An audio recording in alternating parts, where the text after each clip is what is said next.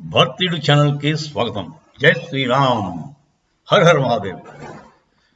ఆ, మన దౌత్యం అంటే ఫారెన్ పాలసీ మోదీ గారిది, అమిత్ షాది, అజిత్ దోవల్ది ఎక్స్ట్రాడినరీగా ఉందండి. దానికి ఒక గ్రేట్ సక్సెస్ వచ్చింది.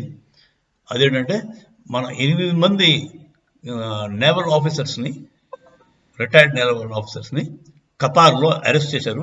లాస్ట్ 2 years అవుతుంది. అరెస్ట్ చేసి వాళ్ళని ఉరిశిక్ష విధించారు. ఆ అరెస్ట్ చేయడం కూడా పాకిస్తాన్ వాళ్ళు ఇచ్చిన దొంగ ఎవిడెన్స్లతో అరెస్ట్ చేశారు.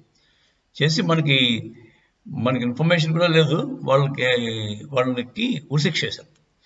ఉరిశిక్ష వేయగానే మన వాళ్ళు అన్ని రకాలుగా సామధాన భేద దండోపాయాలన్నీ కూడా, దండోపాయం దాకా వెళ్ళలేదు, సామధాన భేదాల దాకా వెళ్ళారు.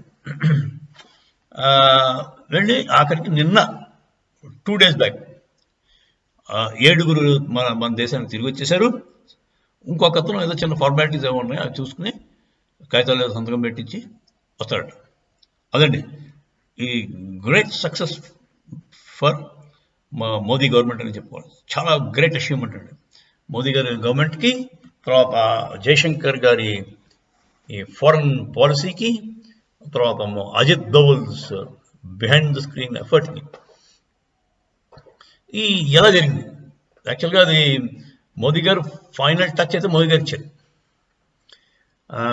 అమీర్ ఆఫ్ ఖటార్ ఉంటాడు కదా, అతన్ని డిసెంబర్ లాస్ట్ ఇయర్ 2nd డిసెంబర్లో ఆయన కలిసారు దుబాయ్లో కలిసిన వెంటనే ఆయన ఏం మాట్లాడారో తెలియదు, కానీ 2nd డిసెంబర్ 3rd డిసెంబర్ గల అమీర్ ఏమో మనకి మన ఎంబసీ వాళ్ళకి ఈ కౌన్సిలర్ యాక్సెస్ ఇచ్చారు.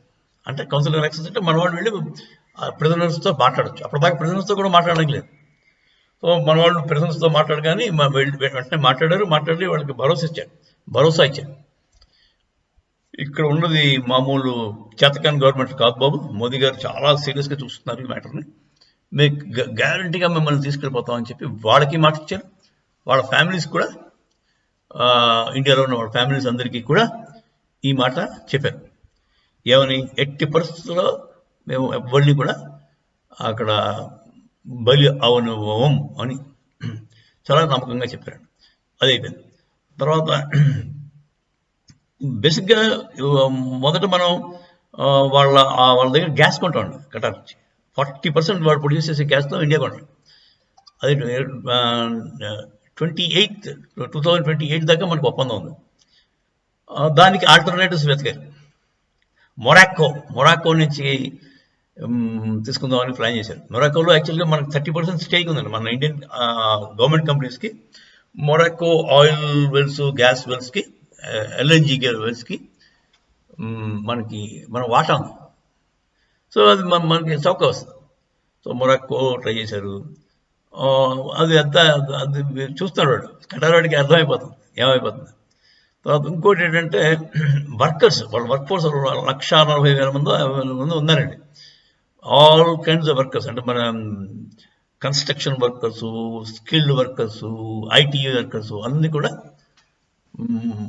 కటార్లో చాలా మంది ఉన్నారు. మన Indian origin people, Indian diaspora. So వీళ్ళందరూ కూడా మేము వెనక్కి చేసేసుకుంటాం, మాకు ఇజ్రాయెల్ పంపించేస్తామని చెప్పి అదొక చిన్న థ్రెట్ ఇచ్చారు. వాళ్ళంతా తీసేస్తే వాళ్ళు ఇంకే దేశం ఏం చేయలేదు. కటార్ చాలా చిన్న ప్లేస్ అండి. దాంట్లో 160,000 మంది మనవాళ్ళు, అంటే వర్క్ చేసేవాళ్ళే మనవాళ్ళు, ఇంకెవడో వర్క్ చేయలేదు ఇక్కడ. వాళ్ళంతా వాళ్ళ ఆయిల్ డబ్బులతో తిని బతుకుతారు, హ్యాపీగా ఉంటారు. సరే, ఇప్పుడు అదొక థ్రెట్ ఇచ్చారు. అది కాకుండా క్యారెక్టర్ చూపించాడు మోదీ గారు. 2 అంటే ఒక థ్రెట్స్ ఇచ్చారు, ఇంకోటి క్యారెక్టర్ కూడా చూపించారు. క్యారెక్టర్ అంటే అతనికి చిన్న బెయిట్ చేశాడు. ఏం చెప్పాడంటే, ఇంకో 20 ఏళ్ళు మేము మనం కాంట్రాక్ట్ ఎక్స్టెండ్ చేసుకుందాం అన్నాడు.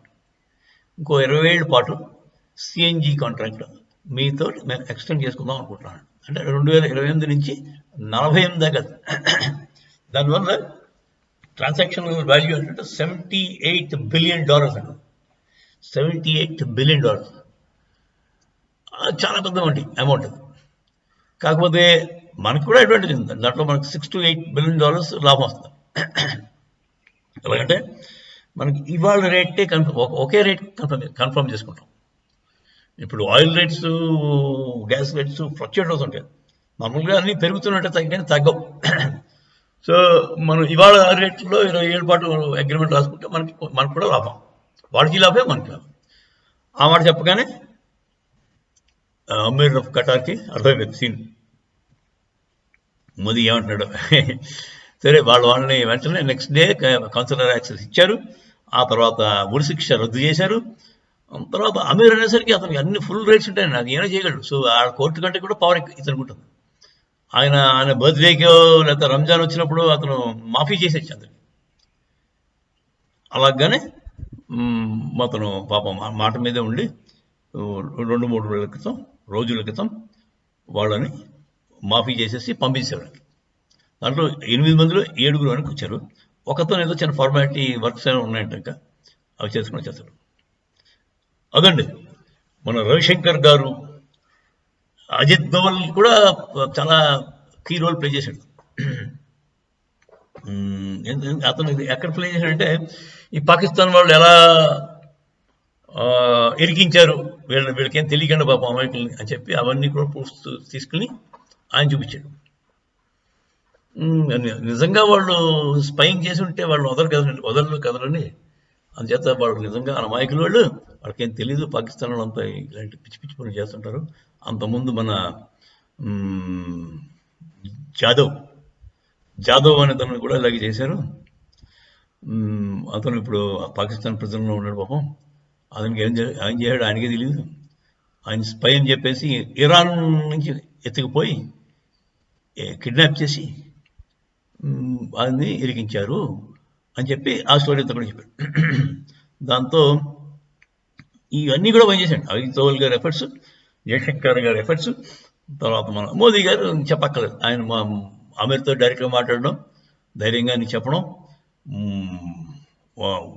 మాకు కానీ ఇస్తే ఒకలా ఉంటుంది, ఇవ్వకపోతే ఇంకోలా ఉంటుంది కూడా క్లియర్గా అర్థమైపోతుంది. దానికి ఏం చెప్పాడు, ఇంకా 27 పెంచేద్దాం అన్నాడు. అంటే ముందు ఈ పని చేస్తే అప్పుడు అవుతుంది అని చెప్పి ఆయన ఉద్దేశం. సో మోదీ చాలా షార్ప్ బార్గెనింగ్ కెపాసిటీ ఉందండి ఆయనకి, మహా మేధావి అతను.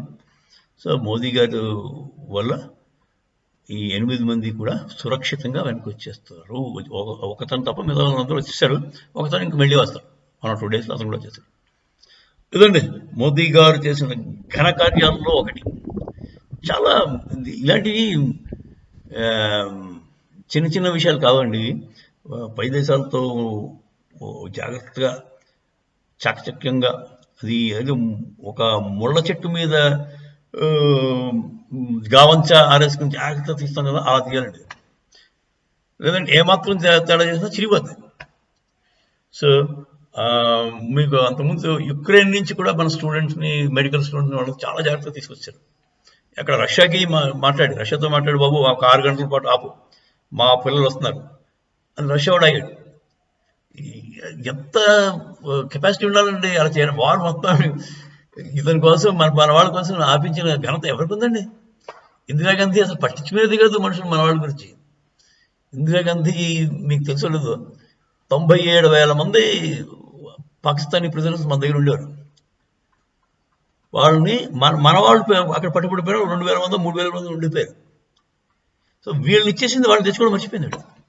ఇప్పటికీ పాపం అడుగుతారు, మా వాళ్ళు ఎక్కడున్నారు, మీ గవర్నమెంట్ పట్టించుకోవట్లేదని చెప్పి. వాళ్ళు ప్రిజనర్లో చచ్చిపోయారో లేకపోతే వాళ్ళని ఏం చేశారో తెలియదు.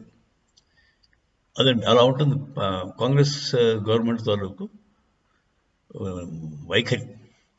అసలు ఖాతాలేదు, ప్రజలంటే లెక్కలేదు, మిలిటరీ అంటే మన ఆర్మీ అంటే లెక్కలేదు అది. సో మోదీ గారి ఘనత కొట్టచ్చినట్టు కనబడుతుంది కాంగ్రెస్ కంపేర్ చేస్తే. జై శ్రీరామ్, హర హర మహాదేవ్.